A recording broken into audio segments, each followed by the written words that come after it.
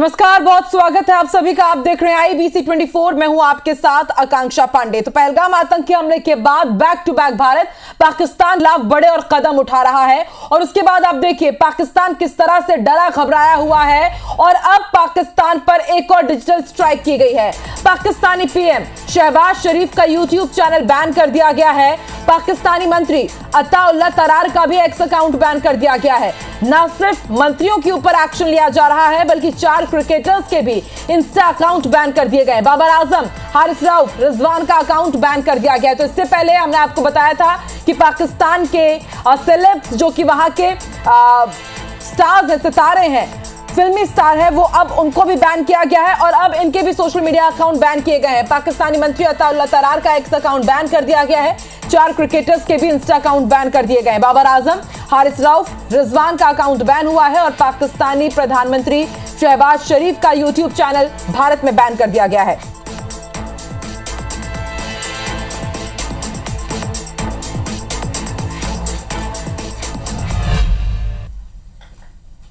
लेकिन पाकिस्तान है कि अपनी हरकतों से बाज नहीं आ रहा है। पाकिस्तान ने फिर से सीज फायर तोड़ा है। आज लगातार 9वां दिन है जब पाकिस्तान ने सीज फायर का उल्लंघन करते हुए भारतीय चेक पोस्ट को निशाना बनाया, LOC पर फायरिंग की है। लेकिन हर बार की तरह आज फिर भारत की ओर से मुंहतोड़ जवाब दिया गया है। लगातार सीज फायर का उल्लंघन कर रहा है, कई भारतीय चेक पोस्ट को निशाना बना रहा है, लेकिन हर बार दुश्मनों का दांत खट्टा कर रहे हैं हमारे भारत के जवान। तो आज लगातार 9वां दिन है जब पाकिस्तान की तरफ से सीज फायर का उल्लंघन किया जा रहा है। कुपवाड़ा, उरी, अखनूर, नौशेरा, ये वो तमाम इलाके हैं जहां पर पाकिस्तान ने देर रात गोलीबारी की है।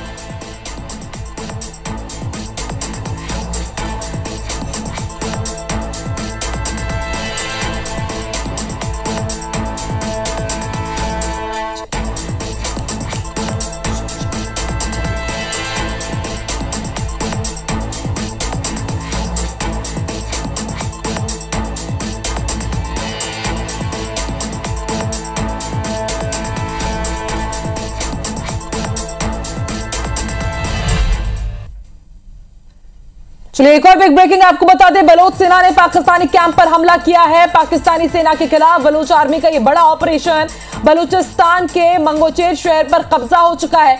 हाईवे और सरकारी इमारतों पर बलूच आर्मी ने कब्जा कर लिया है। पाकिस्तान सेना के कैंप पर हमला किया है। सेना की गाड़ियों पर लगातार हमले हो रहे हैं। कई पाकिस्तानी सैनिकों को मौत के घाट उतारा जा रहा है। बलोच सेना को यह बड़ी सफलता मिली है।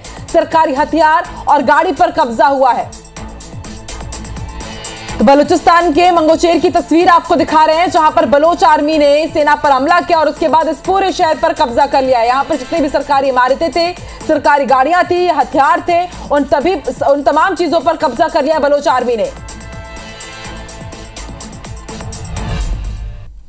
और एक और बिग ब्रेकिंग आपको बता दें, भारत के डर से अब पाकिस्तान OIC की चौखट पर जाकर गिड़गिड़ा रहा है। OIC के सामने पाकिस्तान ने शांति की गुहार लगाई है और भारत को गंभीर खतरा बता रहा है। न्यूयॉर्क में OIC के राजदूतों से पाकिस्तानी राजदूत ने मुलाकात की है, तनाव कम करने की OIC से गुहार लगाई। आपको बता दें OIC यानी कि ऑर्गेनाइजेशन ऑफ इस्लामिक कंट्रीज, तमाम जितने भी इस्लामिक कंट्रीज है उनका ये एक ऑर्गेनाइजेशन है और उनके दर पर जाकर के अब पाकिस्तान भीख मांग रहा है, गिड़गिड़ा रहा है कि आप भारत से तनाव कम करने की कोशिश करें।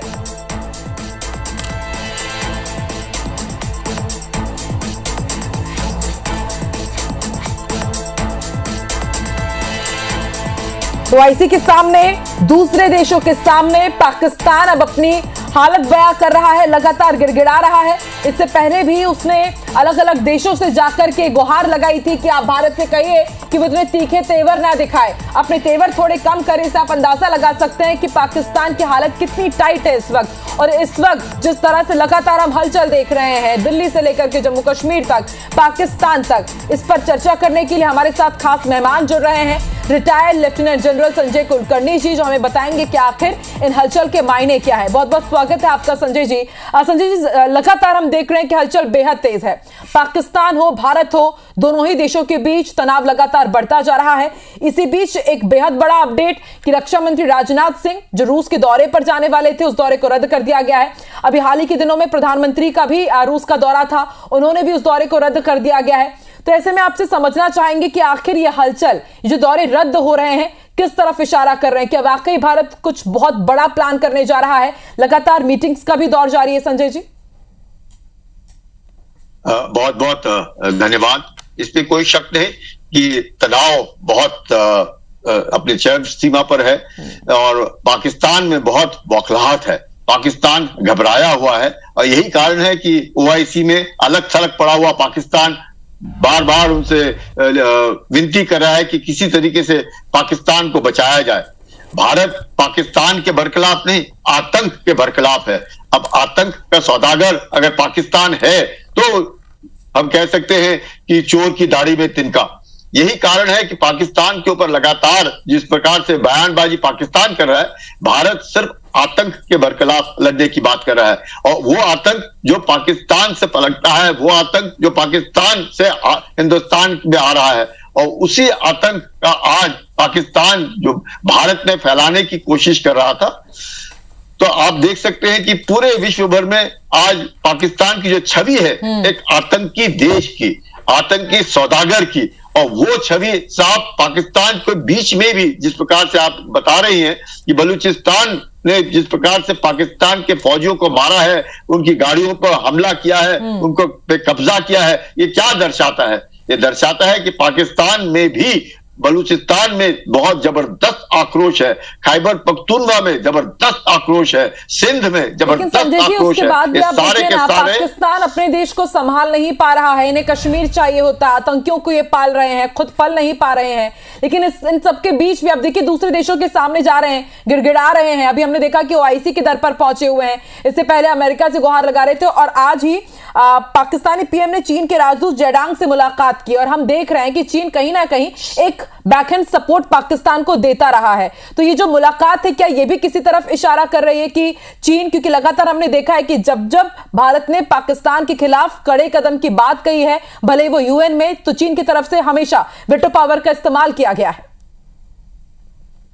देखिए, जितनी पहले लड़ाइयां हुई है उसमें देखा गया कि चीन पाकिस्तान से थोड़ा अलग रहने की कोशिश करता है, क्योंकि चीन भी जानता है कि पाकिस्तान आतंक का सौदागर है। लेकिन जिस प्रकार से पिछले 10 सालों में पाकिस्तान जो चीन की गोद में जाके बैठ गया है, इसमें कोई शक नहीं है कि चीन के इशारों पर, चीन के उकसाने पर पाकिस्तान भारत के ऊपर इस तरह की जो आतंकी हमले कर रहा है, ये इसका साफ दर्शाता है कि चीन भी बौखलाया हुआ है। चीन को भी लग रहा है कि अगर हिंदुस्तान जिस प्रकार से अपनी आर्थिक स्थिति में सुधार ला रहा है, वही चीन को टक्कर दे सकता है। और जिस प्रकार से अमेरिका चीन से अपने सारे जो निवेश है बाहर निकाल रहा है, टैरिफ वॉर कर रहा है, उससे भी चीन घबराया हुआ है। इसलिए चीन को लगता है कि भारत की आर्थिक स्थिति कमजोर रहनी चाहिए, और पाकिस्तान को लगता है कि हिंदुस्तान के साथ तो उसका जन्मों का एक तरीके से नफरत है, उस नफरत का फायदा चीन उठा रहा है। पाकिस्तान समझ नहीं रहा है कि पाकिस्तान की जो आवाम है वो गरीब होती जा रही है। आज के दिन में 2,500 रुपए लीटर पेट्रोल है पाकिस्तान में, और वहां के अमीर लोग तो बाहर प्रदेशों में, लंदन, अमेरिका में जाके बैठ गए। गरीब है वो मारा जा रहा है उस आतंक और उस रेडिकलाइजेशन के कारण। तो उम्मीद करते हैं पाकिस्तान में कुछ तो अकल आएगी। अगर पाकिस्तान घुटने नहीं टेकता है, आतंक को बंद नहीं करता है, तो पाकिस्तान के ऊपर तो प्रहार करना पड़ेगा, चाहे आज करे, कल करे, परसों करे।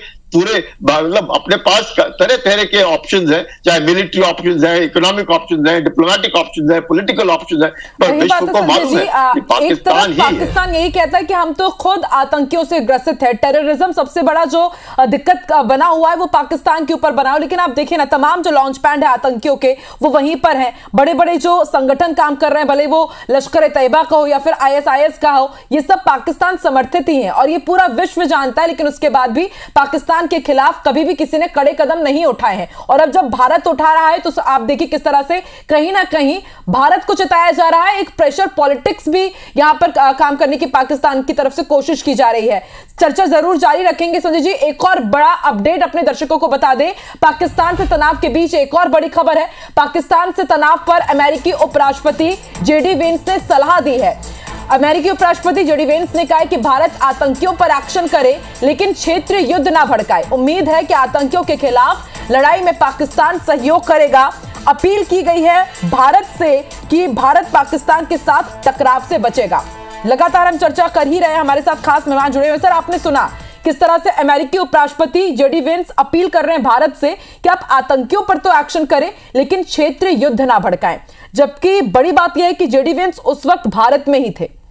हमने देखा है कि एक ट्रेंड है, जब डोनाल्ड ट्रंप आते हैं तब इस तरह के हमले होते हैं, और अब जब जेडी वेंस आए हुए थे तब भी भारत में हमला हुआ है। लेकिन बार बार ये प्रेशर पॉलिटिक्स क्यों? जो दूसरे देश हैं वो भारत को कह रहे हैं कि आप क्षेत्रीय युद्ध में ना जाएं, जबकि आप जान रहे हैं कि किस तरह से पाकिस्तान आतंकियों को पाल रहा है और पाकिस्तान सहयोग करेगा।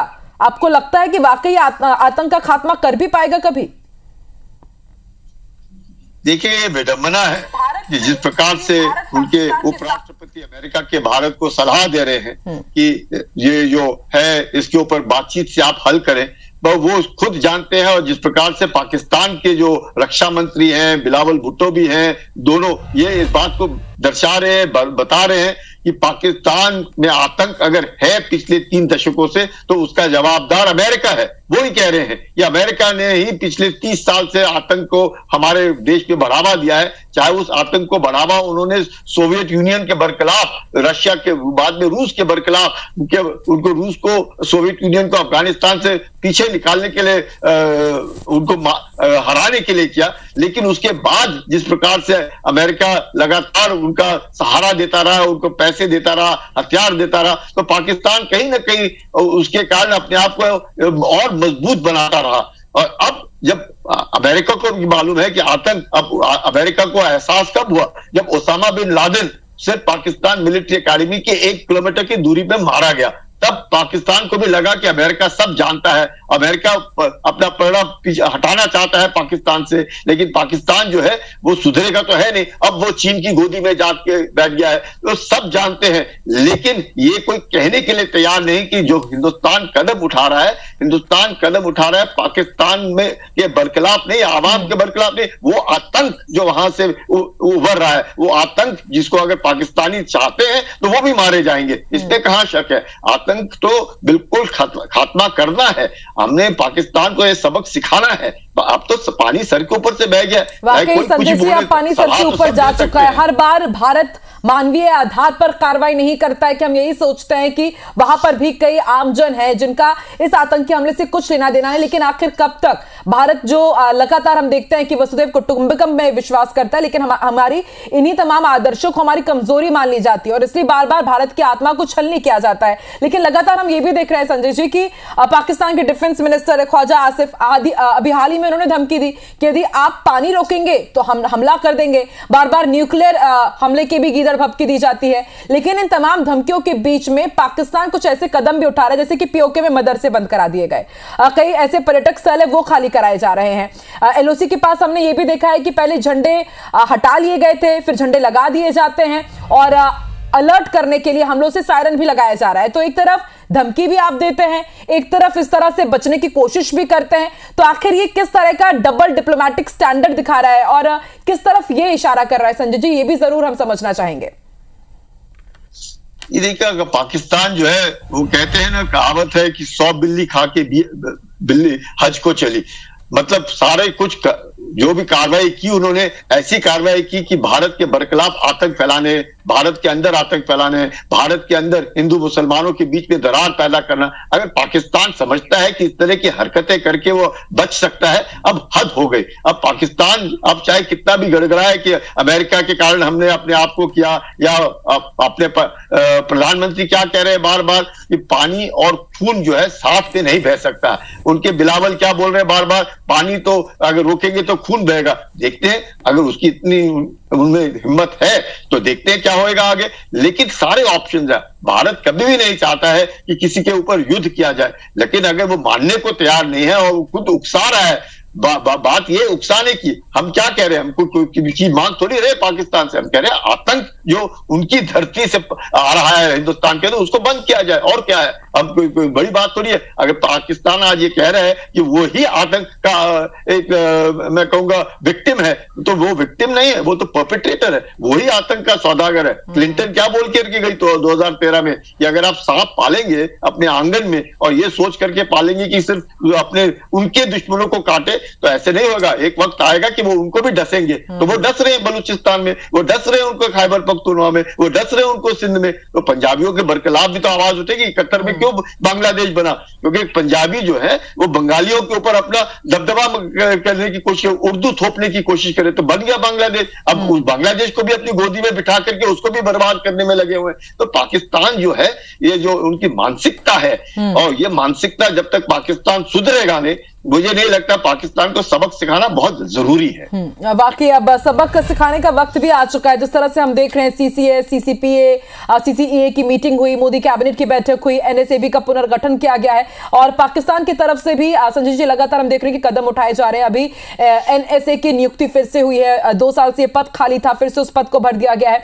जिस तरह से कदम पाकिस्तान की तरफ से उठाए गए हैं, ये रिटेलिएशन की तरफ जा रहा है पाकिस्तान, या फिर ये समझा जाए कि जिस तरह से लगातार उन्हें इनपुट्स मिल रहे हैं कि भारत में कुछ बड़ा होने वाला है, तो एक उस स्टैंडिंग पोजीशन में है कि पहले से ही हम अपनी तरफ एक वो दीवार खड़ी कर ले कि ताकि अगर भारत हमला करता है तो कुछ दिन तो कम से कम जंग में टिके वो।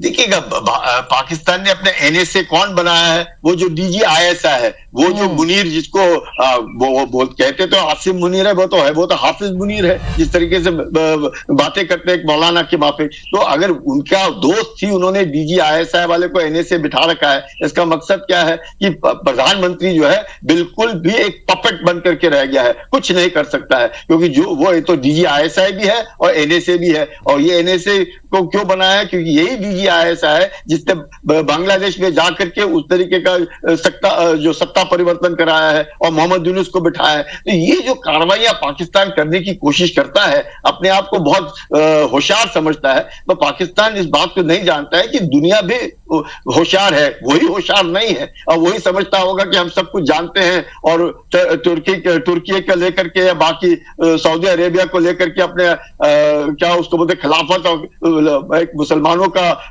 बसिया बनना चाहता है, विश्व में नहीं हो सकता है। पाकिस्तान ने अपनी औकात समझनी चाहिए, और पाकिस्तान अगर अपनी औकात समझे, अपने लोगों का ही भला सोचे, तो बहुत कुछ है। संजय जी, ये तो अजीब ही बात होगी। आपको लगता है कि वो अपने लोगों को भला सोच रहा है, पहले ही वो कुछ भला नहीं कर पा रहा है। पेट्रोल के दाम वहां पर आप देखिए कितने बड़े हुए हैं, उनको खाने पीने का उनके सामने लाले पड़े हुए हैं, लेकिन उसके बाद ये कह रहे हैं कि हम भारत पर हमला कर देंगे, मुंह तोड़ जवाब देंगे। अपना खुद का घर तो इनसे संभलता नहीं है। आगे भी चर्चा जारी करेंगे संजय जी, लेकिन इसी बीच बेहद बड़ी खबर अपने दर्शकों को बता दे, तमाम ऑर्डिनेंस फैक्ट्रीज को हाई अलर्ट कर दिया गया है। पाकिस्तान से तनाव के बीच ये बड़ी खबर है, ऑर्डिनेंस फैक्ट्रीज के अधिकारियों कर्मचारियों की छुट्टियां रद्द कर दी गई है। ऑर्डिनेंस फैक्ट्री खमरिया जबलपुर में भी अलर्ट जारी कर दिया गया है। ऑर्डिनेंस सप्लाई का ऑर्डर जल्द सप्लाई करने का टारगेट दिया गया है। संजय जी देखिए, बेहद ये बड़ा अपडेट है। तमाम जितने भी ऑर्डिनेंस फैक्ट्रीज हैं जहां पर बम गोला बारूद बनाए जाते हैं, उन्हें अलर्ट मोड पर रखा गया है। तमाम जितने भी कर्मचारी अधिकारी हैं उनकी भी अब छुट्टियां रद्द कर दी गई हैं। बहुत बड़ा फैसला इसे माना जाए क्या? अब लग रहा है कि वाकई कुछ बहुत बड़ा होने वाला है, क्योंकि प्रधानमंत्री नरेंद्र मोदी ने भी इससे पहले साफ कर दिया था कि सेना को खुली छूट है, समय दिनांक सब कुछ सेना को ही तय करना। और इसी बीच एक ये बड़ा अपडेट कि अब ऑर्डिनेंस फैक्ट्री को भी अलर्ट मोड पर रखा गया है। संजय जी देखिए, तैयारी पूरी होनी चाहिए। लड़ाई लड़े ना लड़े, दुश्मन पहले घुटने टेक दे, हथियार डाल दे, उनके आतंकी मारे जाएं, वो देखेंगे कि आगे क्या होता है। लेकिन तैयारी पूरी होनी चाहिए। जिस तरीके से पाकिस्तान अब मोबिलाइज कर रहा है, जिस तरीके से पाकिस्तान एक्सरसाइज कर रहा है, जिस तरीके से पाकिस्तान समुद्र में हरकत कर रहा है, तो पाकिस्तान को जवाब तो देना पड़ेगा ना। तो उस जवाब देने के लिए अभी देखिएगा, हम लोग तैयारी है, और इस तैयारी को कई मतलब गलत नहीं सोचना है। तो हाँ, ये दुश्मन को एक तरीके से आगाह करना भी है कि अगर आप अपने आप को होशियार समझते हैं और अपने आप को बहुत ऐसे समझते हैं कि पूरा विश्व आज जब पाकिस्तान अलग थलग पड़ा हुआ है कि पाकिस्तान की कोई मदद में आएगा, तो नहीं आएगा। और उसके बीच अगर वो आतंकी, जैसे कहते हैं, पाकिस्तान की जो फौज है उसने आज तक कोई लड़ाई जीती नहीं और कोई इलेक्शन हारा नहीं, तो ऐसी तो वो फौज है, एक फौज नहीं, वो तो आतंकी संगठन है 5 लाख लोगों का। तो पाकिस्तान सुधरेगा नहीं। पाकिस्तान को सुधारने के कई तरीके हैं, उनमें से एक तरीका है लड़ाई, पर लड़ाई आखिरी ऑप्शन है, और उस ऑप्शन को तब इस्तेमाल करेंगे। लेकिन जब भी करेंगे, तैयारी अपनी भी पूरी होनी चाहिए। हम लोगों ने भी कभी भी दुश्मन को कमजोर नहीं समझना चाहिए। वो दुश्मन क्या करे, उसकी मदद में कौन है क्या पता है। तो हम लोगों ने ये लड़ाई है, आप देख रहे हैं कि सब सलाह दे रहे हैं, सब कोई भारत के साथ सहानुभूति निभाएंगे, पर भारत की लड़ाई तो भारत ने ही लड़नी है, कोई नहीं लड़ेगा। भारत की मदद करने कोई नहीं आएगा, हमने ही लड़नी है। तो पाकिस्तान को सबक सिखाना है या आतंक को बर्बाद करना है, तो हिंदुस्तान खुद बलबूते पे सक्षम है, समृद्ध है, करेगा अपने आप, अपने बलबूते पे करेगा। धीरे धीरे वक्त लगता है, करेगा। कैपेसिटी बिल्डिंग टेक्स टाइम, तो वक्त लगेगा। इसलिए हम लोगों ने सबको आगाह किया है कि सब कुछ जो है तैयार रहना चाहिए। वक्त हमारा है, समय हमारा है, टारगेट हमारे हैं। कब होएगा देखेंगे, तब तक पाकिस्तान गिड़गिड़ाता रहे, डरता रहे, पुराना भारत रहा भी नहीं। अब ये दुश्मन देश के घर में घुसेगा, हमला करेगा और उन्हें नेस्तनाबूद करेगा। और आपने एक बात बहुत अच्छी कही कि दुश्मन को कभी भी कमजोर नहीं समझना चाहिए, इसलिए लगातार तैयारी की जा रही है, डिप्लोमेटिक लेवल पर भी, इकोनॉमिक लेवल पर भी, और हम देख रहे हैं कि मिलिट्री लेवल में तो लगातार ही हो रही है। नाइट ड्रिल जो कभी पहले नहीं हुआ, लाइट लैंडिंग ड्रिल का हमने देखा शाहजहांपुर में, एक भव्य नजारा हमें उसका भी देखने को मिला है। तो पाकिस्तान अब डर करके बैठा हुआ है और डर कर उसे रहना पड़ेगा। जिस तरह से आप आतंक को पाल रहे हैं, पोस रहे हैं, तो अब समय आ गया है कि अब आतंक का खात्मा भारत तो करके रहेगा। बस अब सबको इंतजार है कि भारत का अगला कदम क्या होगा और कब होगा। हर एक अपडेट हम पहुंचाते रहेंगे अपने दर्शकों तक। संजय जी बहुत बहुत शुक्रिया, आपने तमाम जितने भी पॉइंट्स हमारे दर्शकों को बहुत अच्छे से समझाए हैं। इससे तमाम जनता को भी समझ में आएगा कि भारत क्या करने वाला है और पाकिस्तान के लिए कितनी खतरे की घंटी है। बहुत बहुत शुक्रिया सर हमारे साथ जुड़ने के लिए।